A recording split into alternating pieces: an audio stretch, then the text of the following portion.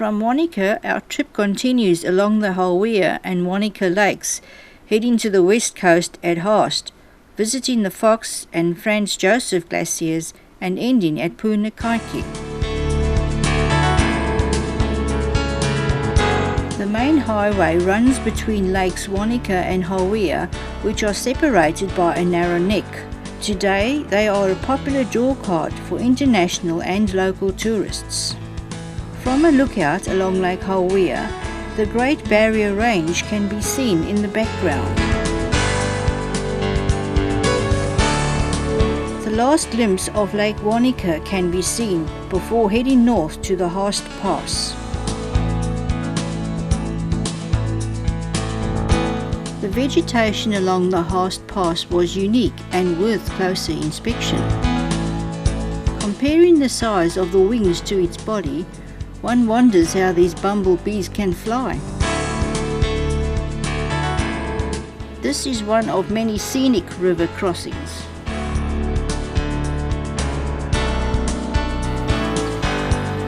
Our first glimpse of the west coast saw the seas being whipped up by the gusty westerly winds, which also played havoc with the ferns along the roadside.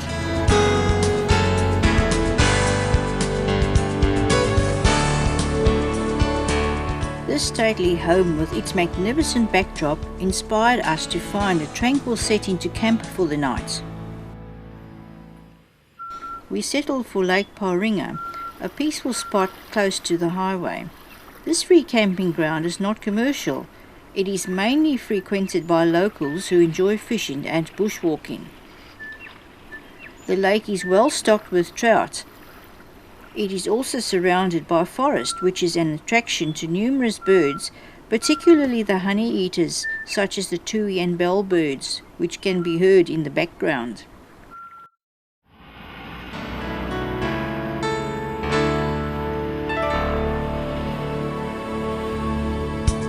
Fox Township is a major tourist destination which services both Fox and France Joseph Glaziers. From here, scenic flights and accommodation can be booked.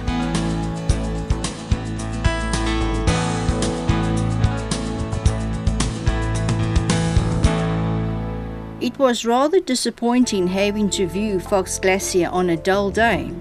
The 300 meters deep Fox Glacier was named after an early New Zealand Prime Minister, William Fox, in 1872.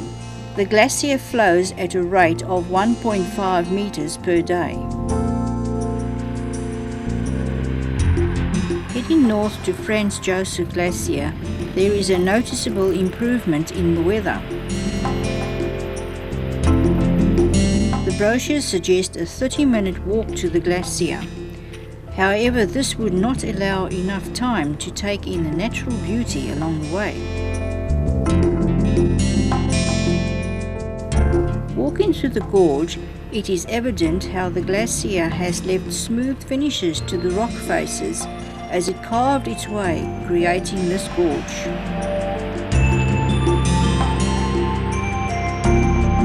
Heavy rainfall and melting snow creates these spectacular waterfalls.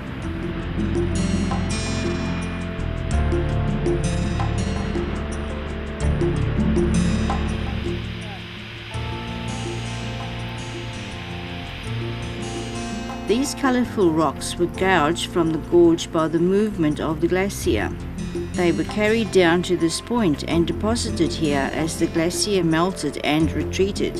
Over time, moss and algae have grown on this glacier debris, creating the vibrant colours. Waterfall spray and rain would contribute to the lush moss growth.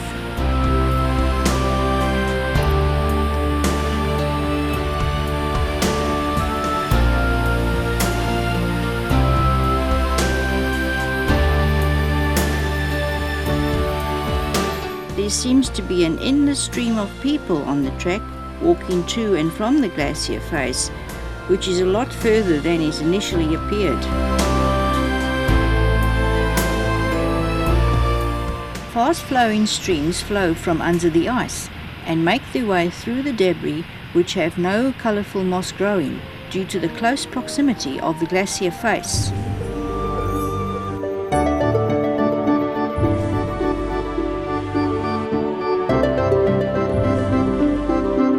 The glacier flow was determined when the wreck of a plane which crashed on the France Joseph in 1943, 3.5 kilometers from the face, made it down to the bottom 6.5 years later at a speed of 1.5 meters per day.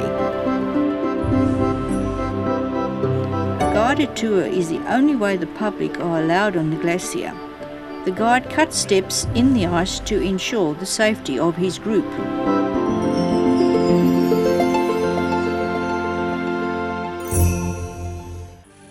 Continuing northwards, the road passes through the town of Pukeru, where the Puke pub is situated. Here, roadkill-type meals can be sampled by anyone wishing to eat animals such as possums.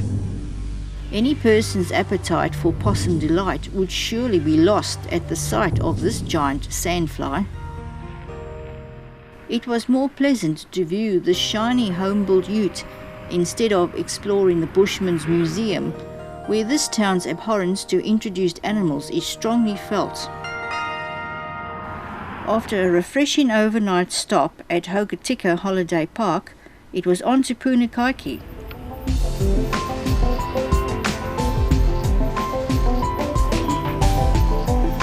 There are no prizes for guessing how the name of Pancake Rocks was derived for this area.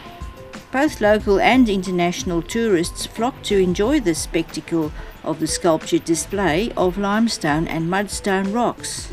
A weathering process called stylo bedding has over time eroded the mudstone more than the limestone in the rocks, thus producing the pancake effect.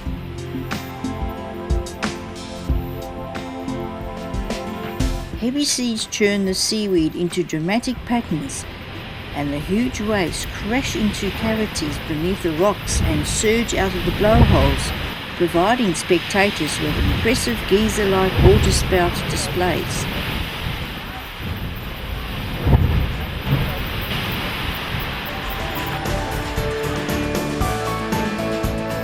It has been an awesome experience visiting the glaciers and Pancake Rocks, which have lived up to expectation.